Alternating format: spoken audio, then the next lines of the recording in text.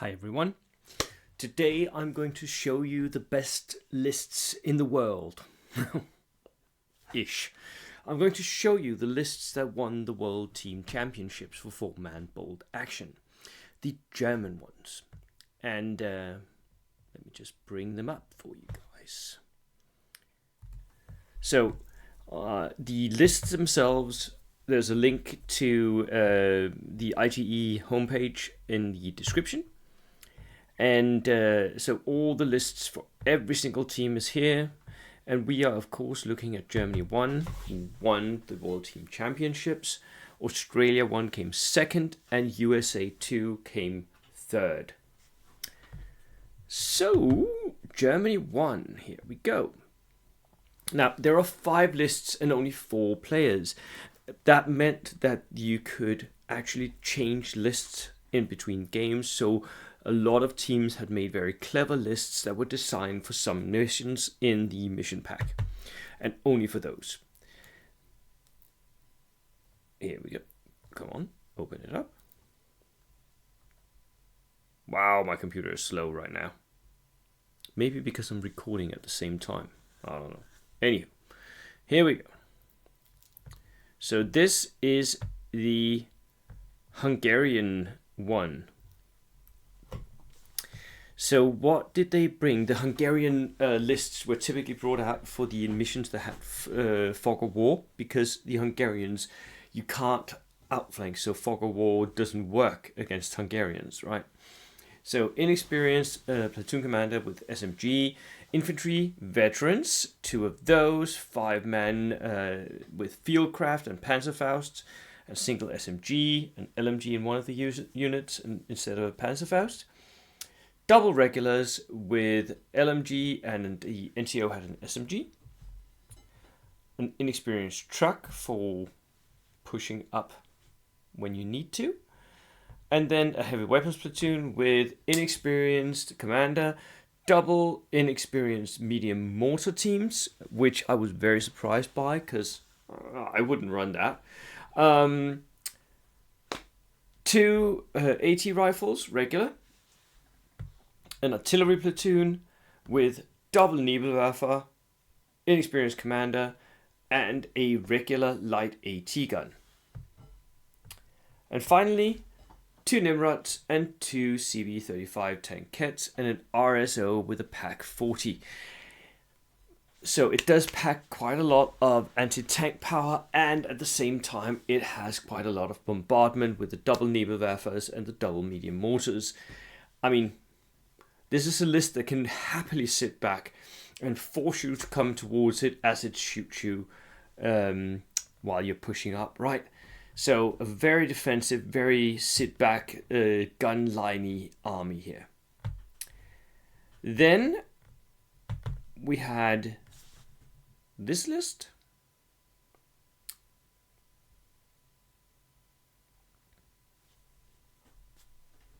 I'm sorry, I should really have brought these up beforehand, right?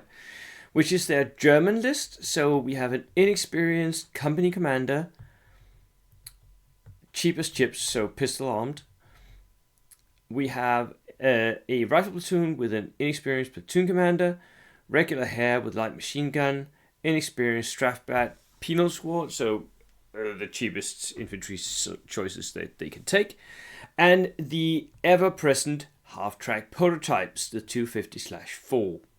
65 points for 8 shots. That's the same as a Panzer 1. Insanely good. Heavy weapons platoon, platoon commander, medium mortar, inexperienced. Heavy mortar, inexperienced. Again with the inexperienced mortars. 3 of those. 2 heavies. 1 of them had a spotter, which makes very little sense, except that they had brought an artillery platoon where 1 howling cow was regular. So it could sit behind some line of sight blockers, use the spotter, and just lob grenades out. Double howling cows and 3 mortars. Again, that is the setup here. It is a sit back. It will bombard you in your zone, and there's very little you can do about it. And then, as a counterpunch, it brings all the armor. So Panzer III, Aus G, that is the Dagger Panzer with command vehicle. 2 RSOs with Pak 40, again, very good tank hunters. And 2 Panzerjäger 1's. So a lot of anti-tank power, a lot of indirect shooting. This is the meta right now, right? Infantry has no place in bolt action right now. This is what you do. You shoot people in their zones from your own zone, and then you counterpunch with your armor. Third list.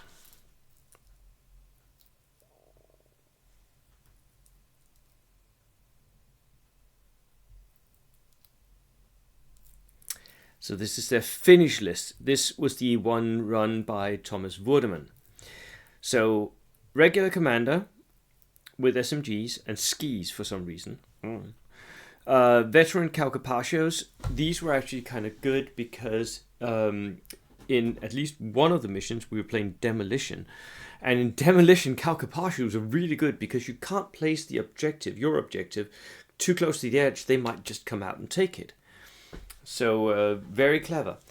Regular riflemen with Panzerfaust and tough fighters and an SMG. Regular riflemen with Panzerfaust, skis, tough fighters. And veteran CC recons with Master of the Hunt, 5-man unit. AT rifle team captured Komsomolets, 3 of those. A artillery platoon. Regular commander, 2 heavy autocannons, and 2 Komsomolets. And then a tank platoon with a Stuk 3 command vehicle, again very, very cheap. A T-28 Postuna, also very, very, very cheap. And 2 Vickers 6 tons. This is what I like to term the Achilles special. The major difference here is that Thomas has taken a artillery platoon, whereas a lot of other people modify their Finnish special, the Achilles special, with a bunch of, for instance, flamers. Down to flavor, really. Except that now it's more or less dead as the captured Komsomolets are gone the way of the dodo. Then we have the fourth list.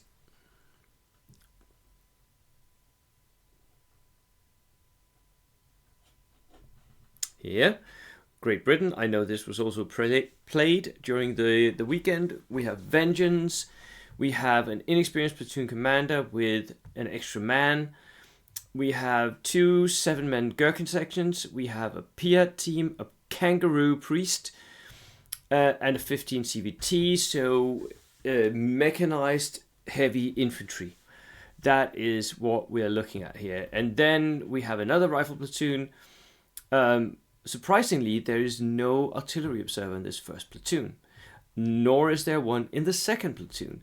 So platoon commander, 3 Gurkha sections, 2 of them are just 5-man sections. So, but that is 5 Gurkha sections. Another Piat team and a 30 CVT, so a little bit of a larger truck here. And then a tank platoon, Wasp flamethrower carrier. I don't like this one. I just don't. The Mark 6 C tanks, which they're a very light tank from the early war, and the M20 Greyhound variants, 2 of those. I'm very surprised by the choices of tanks, but they are cheap and they do bring that armor to the platoon, right? So in that respect, I can understand every single tank here is less than 100 points, which is why they're taken. So mechanized, motorized heavy infantry along with at least 5 armored fighting vehicles. That is what you're doing if you want to win. And the final list here, which I'm not actually sure was played on the day.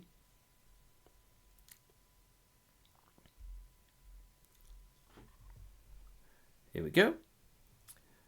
The final list is their Partisans. Yes. I can't remember if it was played. Again, it's a very clever list that is designed to play fog of war missions. because you can't outflank and you can't do that against partisans. So platoon commander, inexperienced, veterans with some gear here, SMGs, a shotgun, a little bit of difference here. Again, 2 of those, very, very deadly heavy units here. An AT rifle, a sniper, inexperienced, because why wouldn't you? Save the points. Then another rifle platoon with another platoon commander, partisan cavalry squad, 9-man unit regulars. Another veteran, 6-man unit here with SMGs and shotguns. We have another AT rifle, another sniper, and then a heavy weapons platoon of inexperienced commander, inexperienced medium mortars, 2 of those.